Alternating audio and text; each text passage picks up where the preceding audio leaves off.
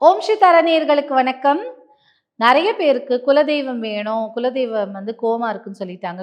குலதெய்வத்தோட ஆசிர்வாதம் இல்லைன்னு சொல்லிட்டாங்க. குலதெய்வத்தோட வசியம் பண்ணணும். வசியம்னா தப்பா இல்ல. அதை ஈர்த்து நம்ம வீட்டுக்கு கொண்டு வரணும்.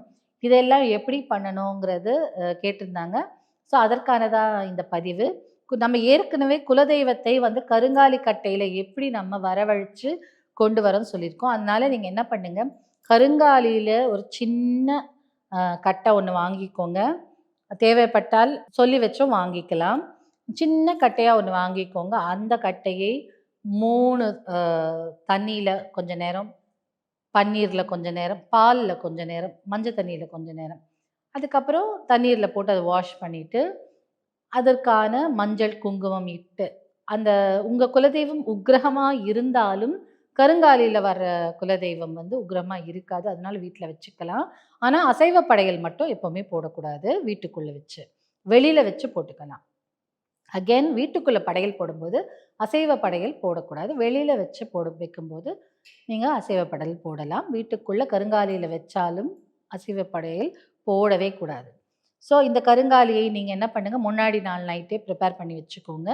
மறுநாள் காலையில பிரம்ம முகூர்த்தத்துல எழுந்து, அந்த கருங்காலியை இந்த கைக்கு 2 நடுவுல வச்சு, உங்க குலதெய்வம் என்னவோ, அந்த குலதெய்வத்த மனசார நெனச்சுட்டு, இந்த இந்த ஐப்ரோ சக்கரால நெற்றி கண்ல வச்சு ப்ரே பண்ணிட்டு, அத அந்த உங்க உங்க பூஜை அறையில அத வச்சுருங்க.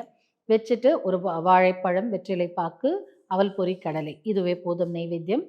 இத வச்சுட்டு ஒரு கற்பூரம் விளக்கு ஏற்றிட்டு, கற்பூரம் இருந்தால் கற்பூரம் எரிய வைக்கலாம். இல்ல ஒரு ஊதுவத்தி கொளுத்திட்டு சாம்பிராணி கூட போட்டுக்கலாம். போட்டுக்கிட்டு, ஓம் என் குலதெய்வமே வர வர ஓம் வம் வம் உம் உம் என் படியேறி வா வா என் குலதெய்வமே வா வா. அதாவது நம்ம பேசுறது தான் மந்திரம். என்ன?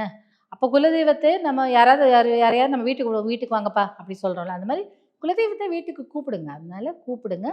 கூப்பிட்டுட்டு இந்த மந்திரத்தை 18 முறை சொல்லணும். தினமுமே சொல்லுங்க. உங்க குலதெய்வத்தினோட முழு ஆசீர்வாதம், குலதெய்வம்ங்கிறதே ஒரு தாய் இல்லையா? எந்த வீட்ல என்ன மாதிரி ஒரு ஃபங்ஷன் வந்தாலும் நம்ம முதல்ல குலதெய்வத்துக்கு தான் கூப்பிடுவோம். குலதெய்வம் தான் நம்மள முதல்ல பாதுகாக்கும். தாய் மாதிரி ஓடி நம்மளை பாதுகாக்கக்கூடிய ஆற்றல் குலதெய்வத்துக்கு இருக்கு இல்லையா? அதனால குலதெய்வத்தை வீட்ல கூப்பிட்டு வச்சு நீங்க பிரேயர் பண்ணுங்க. டெய்லியே 18 முறை இந்த மந்திரத்த சொல்லுங்க.